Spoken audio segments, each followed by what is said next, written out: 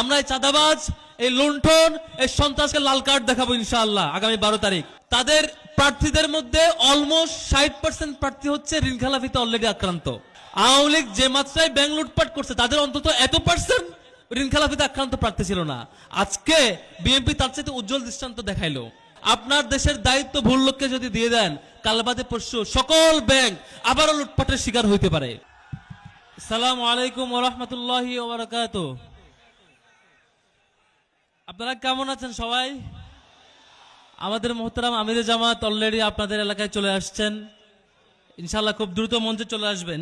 সম্মানিত বন্ধুগণ, অনেক কথা হয়েছে, আমি কয়েকটা বিষয় স্মরণ করিয়ে দেব। ডাকসুর পক্ষ থেকে আমরা চিন্তা করেছিলাম বাংলাদেশে যারা সামনে প্রধানমন্ত্রী হইতে চায় তাদেরকে নিয়ে একটা পলিসি ডিবেট করব, মানে দুই পক্ষের দুইজন আসবে, তারা তাদের কথাগুলো বলবে। আমরা আমিরে জামাতকে তখন অ্যাপ্রোচ করেছিলাম আরো সপ্তাহখানেক আগে, তখন তিনি ওকে করছেন, তিনি আসবেন।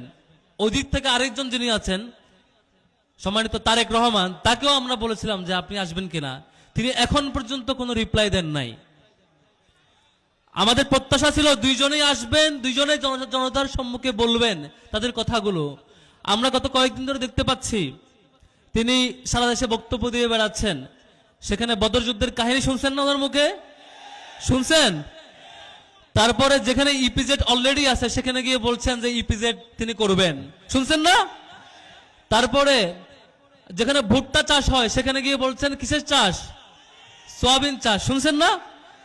এই যে ভয়াবহ অবস্থা, আমি আশাবাদী ছিলাম পার্সোনালি যে হচ্ছে অন্তত তিনি বাংলাদেশ নিয়ে স্টাডি করে আসছেন, যে তিনি বাংলাদেশের সামনে হাল ধরতে চাচ্ছেন এবং সেই অনুযায়ী তিনি পলিসি নেবেন। তিনি যশোরে গিয়ে বললেন যে চিনিকল যেগুলো বন্ধ হয়ে গেছে সেগুলো তিনি চালু করবেন, অথচ ওখানে চিনিকলই ছিল না। অর্থাৎ আমরা আশঙ্কা করছি যদি আমরা 12 তারিখ ভুল জায়গায় সিল মারি, ভুল লোককে নিয়ে আসি, সঠিক সিদ্ধান্ত না নিতে পারি, বাংলাদেশ সম্পর্কে যাদের ভালো ধারণা নাই তারা যদি চলে আসে, সামনে ভয়াবহ দিন অপেক্ষা করছে। আমরা কি ভুল লোককে চুজ করব? আমরা ভুল লোককে চুজ করব না। আর একটা অ্যালার্মিং ব্যাপার আছে, সেটি হচ্ছে তিনি জায়গায় জায়গায় বলছেন ওনাদের অনেক অভিজ্ঞতা এবং অভিজ্ঞতা সম্পন্ন একটা পার্টিকে তিনি ক্ষমতায় আনতে চান। তো আমি কি অভিজ্ঞতা একটু ঘাটাঘাটি করতেছিলাম, পরে দেখলাম উনি নিজেই কখনো ইলেকশন করার সুযোগ পান নাই। এটা স্বাভাবিক না পাওয়াটা, গত 15 বছর ফেসিবাদ ছিল। কিন্তু আর কি অভিজ্ঞতা আছে সে অভিজ্ঞতা আমরা জানতে চাচ্ছিলাম, যে আপনি আসেন জনসম্মুখে বলেন। এখন পর্যন্ত সেই জিনিস আমরা লক্ষ্য করি না, এখন পর্যন্ত পারি নাই। বাট এখনো আমি আশাবাদী আপনারা আপনাদের দলের প্রধান নিয়ে আপনার প্রতিপক্ষ দল যারা আছেন, যেদিন সাহস করতে পারবেন পারস্পরিক ডিবেট করে আপনার পলিসিটা মানুষের সামনে উন্মুক্ত করতে জানাইতে, সেদিন বুঝবো আপনি বাংলাদেশ সম্পর্কে ধারণা রাখেন এবং আসলে শাসন করতে আপনি যোগ্য। এর আগে আমরা বিশ্বাস করতে চাই না, ঠিক না? সম্মানিত বন্ধুগণ, উনি প্রায় অনেকগুলো সমাবেশে বলেছেন সামনে আসলে বাংলাদেশের অর্থনীতি দাঁড়াবে, বাংলাদেশের অর্থনীতি সক্ষম ভাবে দাঁড়াবে। আমি দেখলাম একটু আগে রনি ভাই বলেছেন, সেটি হচ্ছে তাদের প্রার্থীদের মধ্যে অলমোস্ট 60% প্রার্থী হচ্ছে ঋণ খেলাপিতে অলরেডি আক্রান্ত। ঋণ খেলাপি মানে বোঝেন? ঋণ খেলাপি মানে হইল আমি আমার এখন প্রচুর ঋণ, কয়দিন পরে আমি ব্যাংক লুটপাট করব, এটা হলো তাদের অবস্থা। আওয়ামী লীগ যে মাত্রায় ব্যাংক লুটপাট করছে তাদের অন্তত এত পার্সেন্ট ঋণ খেলাপিতে আক্রান্ত প্রার্থী ছিল না। আজকে বিএনপি তার চাইতে উজ্জ্বল দৃষ্টান্ত দেখাইলো। তা আমরা আশঙ্কা লক্ষ্য করছি যদি ভুল লোক এই জায়গায় চলে যায়, আপনার দেশের দায়িত্ব ভুল লোককে যদি দিয়ে দেন, কাল বাদে পরশু সকল ব্যাংক আবারও লুটপাটের শিকার হইতে পারে। সম্মানিত বন্ধুগণ, আমাদের ভোট এবারে কয়টা ভোট? প্রথম ভোট হচ্ছে যে ভোটকে তারেক রহমান সবচেয়ে বেশি ভয় পাইছে, সেটি হচ্ছে হ্যাঁ ভোট। কোন ভোট? উনি হ্যাঁ ভোটের পক্ষে আসতে মোটামুটি 2-2.5 মাস সময় নিছেন, তারপরে চিন্তা করছে। যখন দেখে সব মানুষ হ্যাঁ পক্ষে চলে আসছে তখন তিনি আর না এসে পারেন নাই। তাহলে আমরা আগামী 12 তারিখ প্রথম ভোট কোন ভোট হবে? হ্যাঁ মানে আজাদি, হ্যাঁ মানে কি, আর না মানে গোলামি, না মানে কি আমরা আজাদির পক্ষে আছি ইনশাল্লাহ। দ্বিতীয় যে ভোট সেটি হচ্ছে সবচেয়ে গুরুত্বপূর্ণ আমাদের জন্য। যদি আগামী 12 তারিখ আমরা যদি ভুল করি, সঠিক সিদ্ধান্ত না নিতে পারি, তাহলে সম্ভাবনা আছে আবারও বাংলাদেশ দুর্নীতির কলার ঘাসে পড়ে যেতে পারে।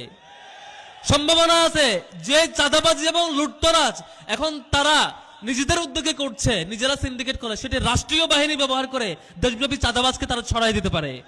আমরা এই চাঁদাবাজ, এই লুণ্ঠন, এই সন্ত্রাসকে লাল কার্ড দেখাবো ইনশাআল্লাহ আগামী 12 তারিখ। পারবো তো ইনশাআল্লাহ? আপনাদের দুইটা দায়িত্ব, একটা হচ্ছে দাঁড়িপাল্লার পক্ষে আপনি নিজে তো ভোট দিবেনই, পাশাপাশি আপনার পরিচিত পারিবারিক এবং অন্যান্য কর্মস্থলে যত মহল আছে প্রত্যেকটা জায়গায় দাঁড়িপাল্লার দাওয়াতটা পৌঁছায় দিবেন। পারবেন তো? প্রত্যেক ব্যক্তি নিজে তার জায়গায় ইনসাফের অ্যাম্বাসেডর হয়ে জনগণের দ্বারে দ্বারে পৌঁছাবেন, পৌঁছে পৌঁছে বলবেন যে এবারের সিদ্ধান্ত খুবই গুরুত্বপূর্ণ। যদি আমরা সিদ্ধান্ত না নিতে পারি, 71-এর পরে 90 আসছে, 90-এর পরে 6-7 পেরিয়ে 9 আসছে, এখন আবার 24 আসছে। বারবার এই ক্রাইসিস আমরা ফেস করতে চাই না। আমরা আজীবনের জন্য সুন্দর একটা ইনসাফের উজ্জ্বল দৃষ্টান্ত স্থাপন করতে চাই। পারবো তো ইনশাআল্লাহ? আমরা সেই মানুষকে ভোট দিতে চাই যিনি পিচ্চি বয়স থেকে, শিশু থেকে শুরু করে বৃদ্ধ পর্যন্ত সবাইকে আপন করে নিতে জানে, যাকে অনেক বেশি প্রটোকল মেনটেন করতে হয়, জনগণ থেকে দূরে থাকতে হয়, যিনি জনগণকে ভয় পায়, দেশ সম্পর্কে কোনো ধারণা নাই, স্টাডি নাই, এবং তার সুন্দর কোনো পরিকল্পনা নেই, তাকে নিয়ে আমরা চিন্তা এখন করতে চাই না আপাতত। তাহলে শেষ করছি আবারও বলে, আগামী 12 তারিখ কোন মার্কায় ভোট হবে? কোন মার্কা? 12 তারিখ জিতবে কোন মার্কা? ইনশাল্লাহ সবাই আছি তো ইনশাল্লাহ?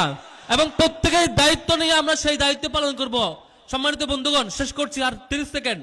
আমরা যুবকরা আমাদের ক্যাম্পাসে আমরা আমাদের দায়িত্ব পালন করেছি। ডাকসু, রাকসু, জাকসু, চাকসু, জকসু, প্রত্যেকটা ক্যাম্পাসে শিক্ষার্থীরা সঠিক সিদ্ধান্ত নিয়েছে।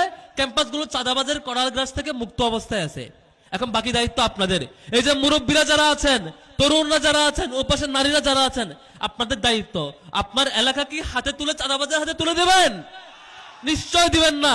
সে সিদ্ধান্ত যে জকসুতে এসে থেমেছে, আমরা সারা বাংলাদেশে ইনশাআল্লাহ আগামী 12 তারিখ দেখতে পাবো। এই গণজোয়ার বাংলাদেশে ইনসাফ কায়েমের মধ্য দিয়ে সম্পন্ন হবে ইনশাআল্লাহ। শেষ করছি। আসসালামু আলাইকুম রহমতুল্লাহ।